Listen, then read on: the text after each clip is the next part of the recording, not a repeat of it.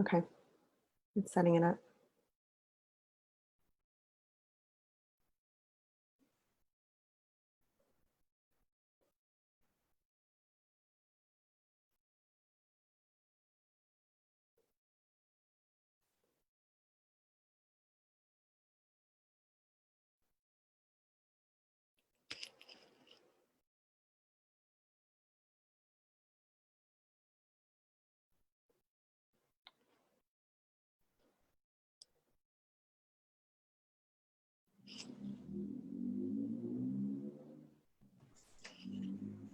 Hello. Hi, I don't know where everybody is. We are live. We are live. Okay, so we're gonna get started because I hope people start trickling in. I don't know what the deal is, but I'll keep my phone up and we could just get started because I know that we have only 30 minutes and there's a lot to talk about. So how are you doing, Trina? I haven't seen you in way too long. I know this shelter in place. We cannot see each other or meet up at a beach or anything. I'm doing well. I'm doing well today. Today's a good day. Good, good. Well, you look lovely and I really love your necklace and your earrings. It was a gift Muy from a bonito. friend. I love them. So I brought you on because you have this amazing book that you just released. Not just because you have this amazing book that you just released, but I have been admiring you from afar and once not from that afar. Because the work that you're doing is so aligned, I think, with the work that Latinx Parenting is doing. But your work is centered on Black families and Black parents and Black children. And so I'm going to let you introduce yourself and just give a little overview, if you're willing, about you, who you are, what roles do you occupy in your life. So Yeah. let us know. Yeah, for sure. So hey, Latinx parenting community. My name is Trina Greene Brown. I use she, her pronouns. I am born and raised in Los Angeles, California, South Central Los Angeles to be exact, also from Compton and Watts areas. So folks who are Cali based or LA based might know those places. I am a Black mother and activist raising two children. I am a co-parent, a partner, a sister, a friend, a community member, a feminist, an activist, and now I'm an author. It's a new role to add of this beautiful baby. Yes. Liberation. I have it too. I also sing when I talk, so I would say I'm a Right. singer, but I'm not. We didn't advertise that this time, but next time we should advertise that this whole interview will be in sing song. Oh Lord. Not the whole thing, just certain pieces. Just some of it. Well, thank you so much for sharing that. I feel like that's such a my co-founder, who's no longer with Latinx Parenting, but she would always start off that way, and I just thought that was such a beautiful way to think about all of the roles that we occupy and all of the hats that we wear. And you know, when people say, "Who are you?" I feel like that's such a layered question. Like, "Well, tell us about yourself," and it's like, well, my mothering self is a whole universe. You know, my activist self is a whole universe, and so I'm just grateful that you're sharing all of those pieces of yourself with us because it's all important, you know? Living more integrated lives. Yes. Less Yes. compartmentalization. That's kind of the birth story of Parenting for Liberation. Tell me. I wanted to, so I've been in movement work my whole life. Activism starting in undergrad, working at UCLA to support increased attendance and acceptance rates of Black students. And from there, doing gender-based violence work and writing curriculums, girl empowerment curriculums, female empowerment curriculums, and working with young people at schools to identify what are alternatives to policing. I mean, and here we are again with the same conversation. So I'm really excited about the current movement moment that we're in with young people calling for a defunding of school police and things of that nature. So I was a part of that movement work. And so I was working on all this like youth activism work, right? In schools, talking about youth voice, youth empowerment, youth agency, telling adults we need to check our adultism, you know, doing all that. I was like a youth ally to the max, turned up. They used to call me Auntie Trina and all that. And then I became a mom myself. And yeah, I was not practicing my values at home. I would like go to work and be like, young people have voice and agency. We need to listen to them. And then I would come home and be like, don't say that. Don't do that. Do what I say because I'm the parent. And I just like, whoa. Like I was not living and practicing my values. I was like living a compartmentalized life, right? At work, youth empowerment. At home, adult authoritative figure.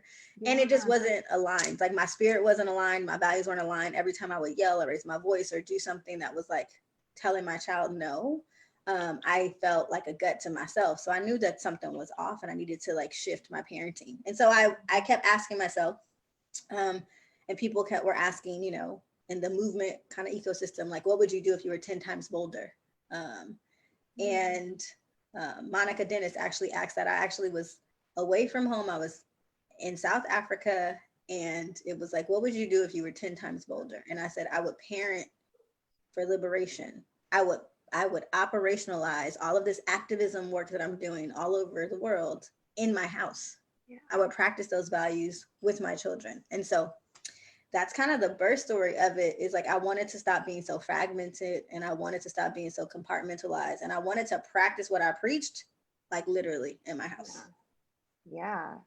Oh my gosh, I'm really like, I really feel that, because I feel like even now, like if I sit and reflect on the way that I parented during the day, sometimes I'm like, that's really not aligned. You know, that's really, because it's hard. I mean, I feel like we have to keep in mind that we're healing humans, you know, and it's not easy to always be aligned with your values, but that reflection piece, right? Like just taking the step to say, am I living within the values that I preach? Just that reflection piece is in alignment. Yeah. Right? And then letting your children be hold you accountable. Or the people that you're trying to be, like, you want to practice your values with your children, with your spouse, with your parents, with your siblings, in the work, in the community. It's like the community needs to be able to hold you accountable. And so in my household, I needed to allow my children to hold me accountable. Yeah. What was that process like for you? Ooh, it was interesting, because a practice that, you know, in movement spaces, a practice is when you enter into a space, we create like community agreements. But in schools or in other places, there's all these rules, right? There's like house rules, work rules, class rules. There's all these like structures, like you can't do these things, or you get moved, clipped up or clipped down. You move your name to red or to green, depending on how your behavior is. Like that's how a lot of schools reinforce. They're supposed to be reinforcing positive behaviors, but really they're disciplining. Right. And so in our house, you know, we had, you know, I had been creating these rules under my tyranny. And they weren't being followed all the time. And so I'm having trouble connecting to the internet. Alexa, take a look at the help center in your Alexa app. Alexa, no one was talking to Alexa. Come on, Alexa, no one's talking to you, Alexa. Like, you can't have all this technology. She's unplugged. That's why she keeps interrupting me. Alexa, but ignoring yourself again.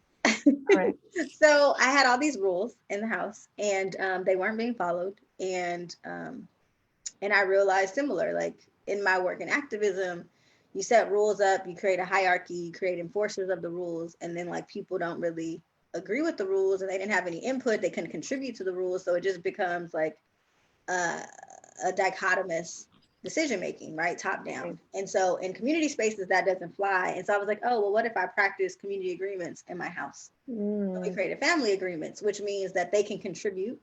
And so some of their agreements were about like my behavior, like when you get upset, you can't raise your voice. And when you get upset, like, so I started to learn based on what they were putting on the agreements list, that I was behaving and showing up in ways that were harmful, and they needed me to show up in a different way. And so I had to like make an agreement, like, okay, I am going to agree. Like, I'm going to breathe when I feel myself getting frustrated or agitated. I'm going to count to whatever, you know, like, and so then they can be like, oh, so then it started happening that we started to practice the agreements. And then they were like, oh, you're raising your voice. You seem like are you getting frustrated? And I was my goodness. Yes, I am.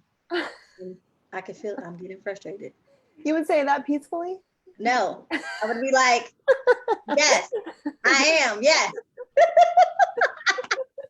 like, I know. I was like, wow, damn. you checked yourself really quick. It takes me a No, while. it'd be like, I'd be in my feelings, clutch my pearls. I'd be like, okay, What did you all say right. again? You're right. Okay, little 7-year-old, you just called me out. You right. Oh my gosh, my 8-year-old has a whole list right now that she taped to the door of my bedroom. So before I exit my bedroom, I can see a list, In your room. things to do in my room, things to do when you start losing your temper. And it has like take a deep breath. And I don't even remember what else she put on it, but it had like eight or nine things on it that she's like, these are my recommendations for you to Thank chill you. out. Thank you, babies. Oh my gosh. And she'll call me and like she knows the work that I do, like she knows, she's like, is this what you teach? Like, is the level of volume like being raised right now by you what you teach the parents that you work with? Oh yeah, my son's favorite thing is this parenting for liberation? Yes. He'd be like, this doesn't feel liberated. I'd be like, don't be using my No, they're gonna don't form use a it against support. They're gonna form some kind of like crew. I know. Watch all the babies of the people who have like liberation or like different parenting projects are gonna create their own and be like the children of. Yeah. Here's what we really think. I know. I do, I do want, like I had asked her, I said, do you want to like let's have a conversation, like let's just do a live so that you can share, but I'm scared. You're scared? I'm too scared. She's also just like, she's just waiting for her moment to come and say all these things about me. Well, you just gotta be ready for it. If you gotta be accountable to your babies in private, it's important. I mean, I'm sure mine will read me. Mm-hmm. He's gonna be like, my mom, and I'll be like, I did that. What? Damn, I know. I got some work to do. It's true. One of the first things I do in the parenting classes is I'll share. She has this habit of like throwing paper airplanes at me when she's upset. And so in the paper airplanes, it'll say like, you're the worst mom ever. I hate you, etc. And so raising liberated kids means that you give them permission to be able to communicate those kinds of things and you don't take them personally. Correct me if I'm wrong. But I share those with permission from her with the parents. And I'm like, this is, I am no expert, right? Like there's no perfection happening here. Yeah. And so I just love that. Your son is how old now? He's 11. Oh my gosh. Yeah. My daughter's 16. So they're grown, they're raising me, not for us. Yeah. No, that's real. I mean, even that what you're sharing about like you being able to allow your daughter to like say things that are, her true feelings like in that moment. Like that is important work, like for us to be able to hear them. It's not to necessarily say like what they're saying is right, but it's like actually getting underneath like, okay, so you're feeling like some strong, heavy, big feelings and emotions about me. Yeah. Let's talk about it, Yeah. And do you do that for you too? Like when you kind of explain to them what your strong feelings are and why you're reacting, and how do you do that? Yeah, I mean, I have to be honest with them that sometimes it has nothing to do with them. It's like my own fears. That's also a lot about the work that I was doing, and that's kind of contributes to the birth of Parent for Liberation. It took me realizing that I was parenting in a particular way because it was rooted in fear and my own trauma. And so things that I was telling my children that they couldn't do or they couldn't wear or they couldn't go places, I had to be clear with them that it wasn't because of their behavior or it wasn't because of anything they did. It was because of my own fear of societal kind of traumas and inequities, or fear of what could potentially happen or threats to them. And so I had to take it out of the context that something that they were doing was wrong or something they were doing was going to cause them harm, and have actually situated within the like racist, sexist, suicidal dragon, as Audre Lorde would call the United States of America. Yeah. So that's been the work too, is situating, like contextualizing my parenting outside of just, oh, it's me and my children, but placing it and situating it within like racism and within like the violence that's being perpetuated against Black folks. Like that is what I was parenting under white supremacy. And so it wasn't about my children. It was about white supremacy. Yeah.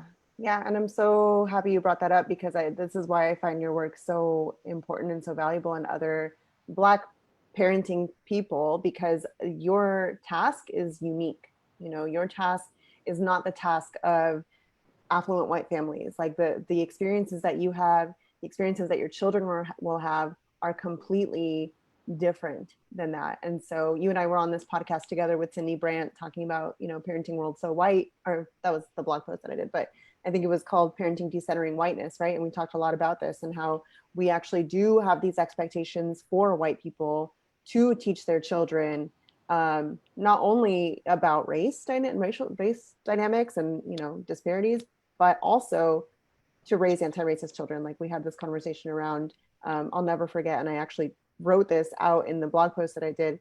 You said, I am expecting a lot, of white parents. Yeah. Like what you have to teach your children, like there's no choice, right? Like you must. Yeah, no. So they need to do it. And I feel like that's I feel like we're in the resurgence of that in this current movement moment where folks are like, scouring and looking for anti-racist, like raising anti-racist children, and how do we deal with anti-Blackness? And maybe they may not call it that, but they're like, we want to talk about racism, we want to talk about equity. And I'm like, yeah, we should be talking about anti-Blackness because that exists in all communities. Yeah. And so like that's the work I think of all, of other parents too. And I think even as Black folks, like we have to deal with anti-Blackness because we internalize some of that stuff as well. We internalize some of those messages. So even as a Black parent, I have to interrupt internalized oppression around like there's a particular way that my children have to speak or talk or look or present so that they can be accepted and more palatable to whiteness. Like I have to interrupt that and allow them to be unapologetically who they are, to be unapologetically Black. And so that is me interrupting my own internalized baggage that's rooted in anti-Blackness. That like being loud or whatever, however people describe Blackness, that being too Black is too much, right? Yeah. But there's no such thing, right? They can't be Black enough, Yeah. And so how do I interrupt that in my own parenting? And then also for allies who are trying to support like Black folks, Black parenting, who are trying to do this work, like how are they intentionally interrogating their own anti-Blackness as well? Yeah. It's a part of the anti-racist training. Like that's the other element. Yeah. Yeah. And I feel like, again, like this is why Parenting for Liberation is so unique, is because you bring all these things up, not only in the book, but you have a podcast too. Like these are conversations that you've had with parents, you have gatherings. I'm like super inspired. I think when you and I first met in person, you had talked about how you were planning this retreat for Black parents. And it was like a 3-day thing. I'm like, did I do it? You did it because I saw pictures afterwards and I was just like, that is so beautiful to have that space where people can just feel safe. And I actually shared it with a really good friend of mine who's Black, and she and I have had a lot of conversations around she's like, I can't go to your parenting class because I'm Black. And I'm like, I that's true, but I'm like, let me direct you towards my friend Trina and like some of the work that like Yolanda Williams is doing. And so I just find that really beautiful that there is a space to be able to engage in healing through the shared experience of Black parenting. Yeah. But I do also think there's like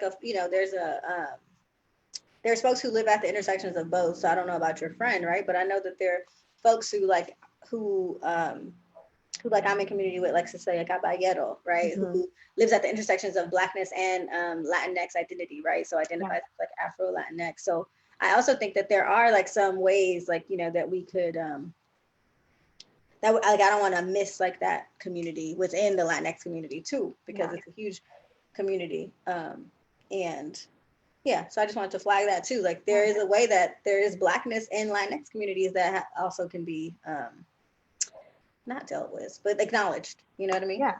Yeah. And I think, we talked about this a little bit, but just like the colorism and the racism in Latinx, like that's in Latinx culture, I feel like has been so really like ugly and like evident, especially now.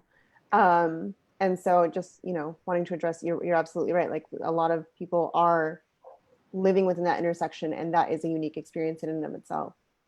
And then Tanya, somebody is commenting, yes, and Black and Latinx people who raise multiracial children together. Yes. Thank you. Yeah. Thank you, Tanya. So in the work that you do and in the work that we do, we talk about decolonization. right? And what does it mean to parent from a decolonial perspective? And so my question to you is, how do you define decolonization? What does that mean for you? And how is that related to liberation for Black families? Well, that's a good question. Um, I'm like, I don't know if I necessarily use that frame a lot, although it definitely resonates. I see like decolonizing my parenting as like definitely uprooting it from white supremacy, white colonialism, really returning to the roots of my ancestry and learning cultural ways of parenting.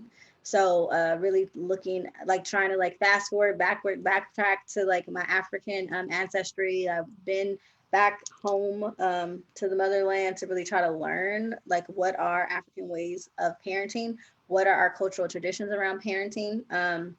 Also, I read Stacey Patton's book, and I know you're a fan of Stacey Patton, about why whooping children won't save Black America, and she does a lot of research about discipline in Black families, because that is like the way that we discipline here in the US is really informed by chattel slavery, right? And our experiences of being enslaved as a people, and the impact of learning that whooping is a way to punish and penalize. That those practices didn't exist in African culture prior to coming to the US and being enslaved, right? And so like, how do we learn our history, like inclusive of like enslavement, but before enslavement, and learn like our traditional ways of parenting, our traditional ways of being in community.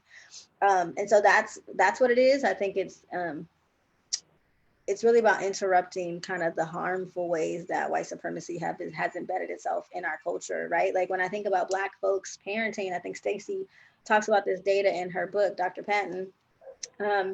She talks about like how Black folks haven't really had that much time to raise our children without some system trying to control and dominate and direct our parenting, right? So enslavement, and then after enslavement, there was Jim Crow, and then there were the Black codes, right? And now there's like this welfare state that's really trying to be dominant. So like we haven't really had like maybe 100 years of just time to raise our children without someone else controlling our parenting.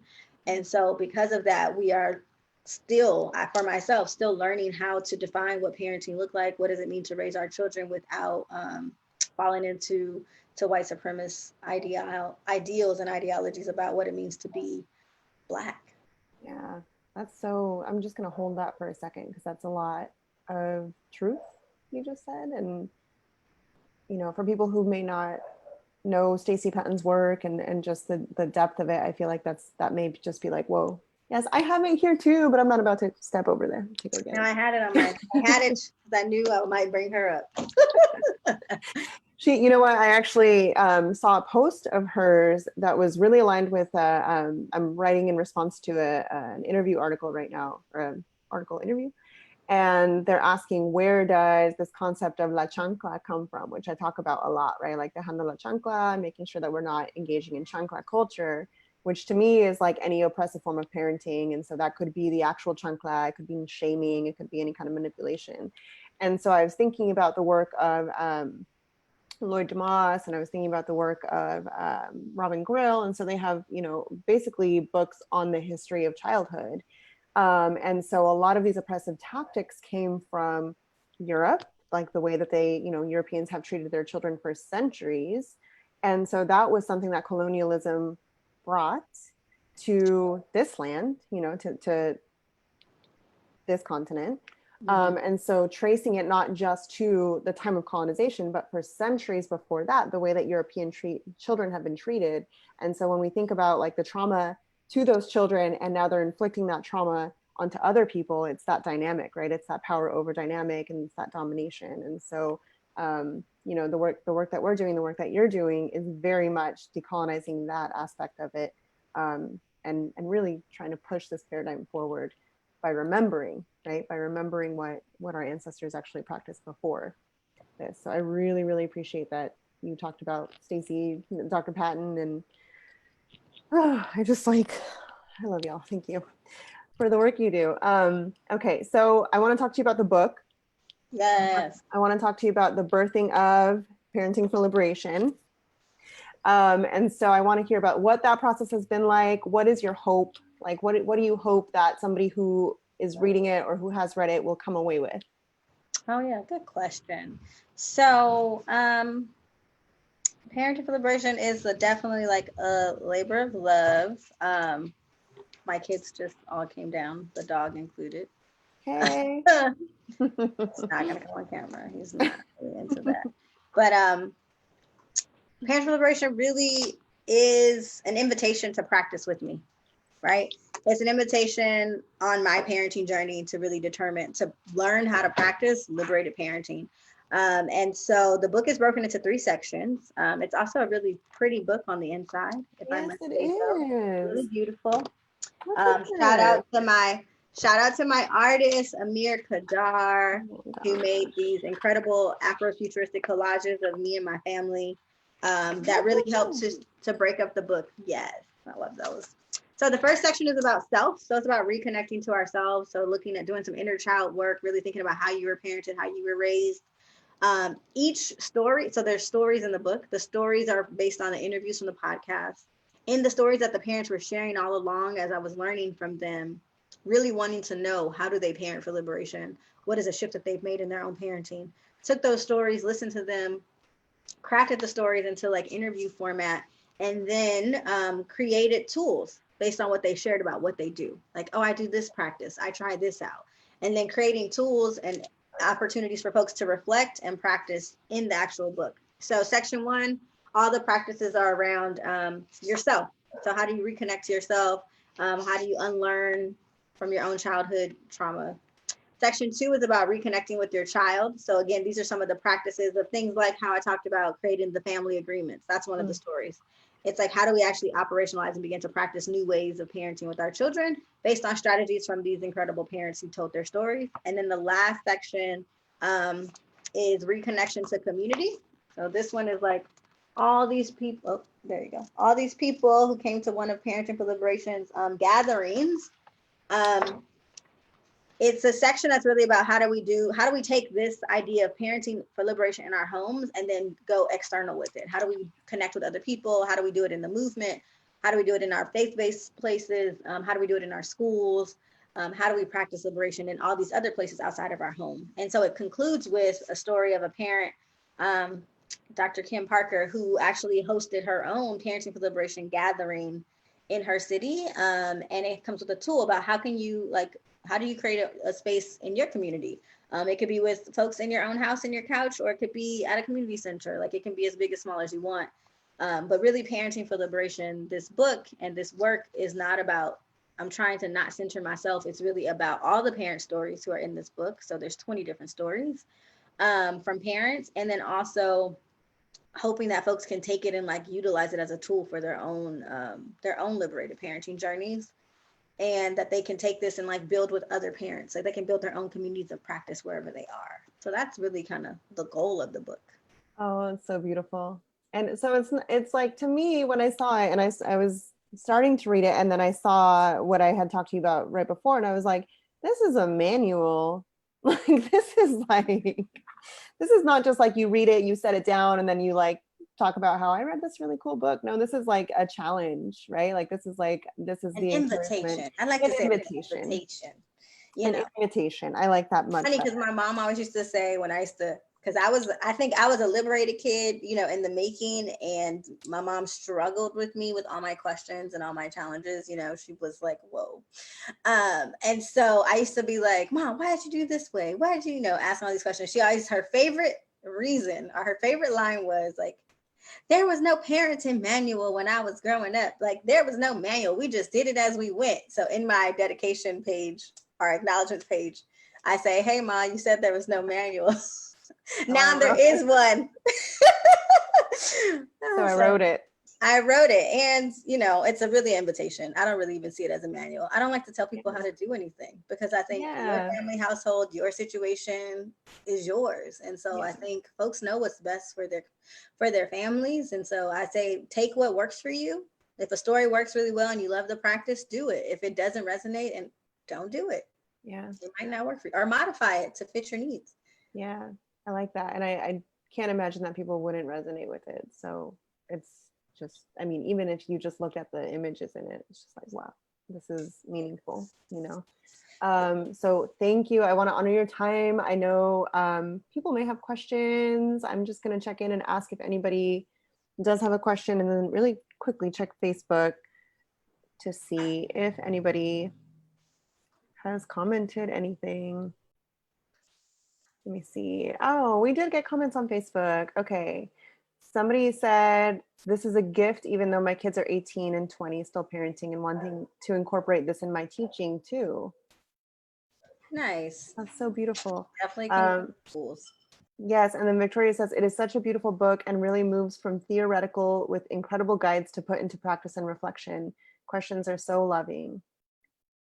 That's so wonderful. Yes, and so all of these comments are going to be up on Facebook. So if you want to go look at them, there's a lot of people saying really lovely things. And so I want to end just by encouraging people to buy the book, Parenting for Liberation.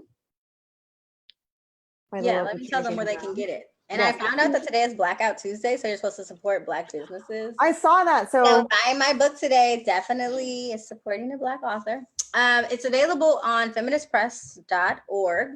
That's directly buying it from the publisher. It's also available at the big online kind of platforms that are not necessarily in support of our community. So I'm not going to say their names, but you know those online places. Also, I would encourage you to like check out your local like independent bookstores or Black owned bookstores or feminist bookstores in your community to see if they have it. If they don't have it, they can definitely Feminist Press can definitely get them copies. I did a book launch with Sharice Bookstore, and so it's available there. They have some signed copies if you want to order from there, and they will mail it to you. So that's also an option. Will you sign my book when I see you? Yeah, I'll sign your book when I see you. You're local. We're local-ish. And then you're also, aren't you raffling off one of the? Yes, that's what I was going to say. So if you are following Latinx Parenting on Instagram, you need to go follow Parenting for Liberation. And so I'm going to be reposting the bundle as a giveaway. And so all you have to do is comment and make sure that you're following Parenting for Liberation, especially, and Latinx Parenting. And then we'll do a drop in a couple days. And so that bundle is purchased for you. What does the bundle include?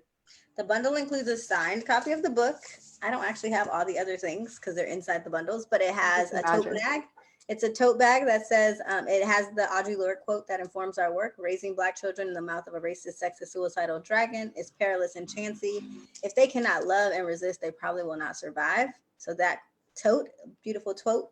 And it's a canvas bag, by the way. People was asking about the material. And then it also comes with a bath salt, which is called self-care soak. So you can use it as a bath salt or you can use it as a foot soak. It's up to you. It's all Black made by a Black parent or business. Also an essential oil roller. I don't have one over here. I normally have one on my desk, but it's an essential oil roller that's called Liberation and Uplift. So you roll it on. It's like peppermint rose. It's smells good. It definitely helps you like feel alive and like clarity. And then there's like a cute postcard with one of the images from the book that you can like use as a photo. Oh, there. Thank you. Well, that's all the items in the bag, in the bundle. That's so beautiful. Okay, so after this, make sure that you're looking out for that giveaway post. And then where can people find you, follow you, support you? How do we move forward with Parenting for Liberation? Parentingforliberation.org, at Parenting for Liberation, on Instagram, Facebook, and on Twitter, it's at Parenting for Lib. But do all the other ones. They're easier to find. We'll include all of that in the comments of the Facebook, and then as well as in the giveaway post to make sure that people keep supporting you. And yes, it is Blackout Tuesday, and so go buy Trina's book. And if you end up happening to win the giveaway, then you have a book to give away. Exactly. Right. Well, I'm so grateful to you. Thank you so much, Trina. And this will be on, I'm going to try to see if I can figure this out to make sure that this is on Instagram, IGTV also. But I'm so grateful that you took the time to be here today. And I'm grateful for you and the work that you do. Thank you. Thanks for having me. Bye, Latinx Parenting folks. Bye, Tanya and Eve and the folks who joined on the Zoom as well. Thank you for your comments. Thank you. I'll talk to you soon. Okay. Bye. Bye.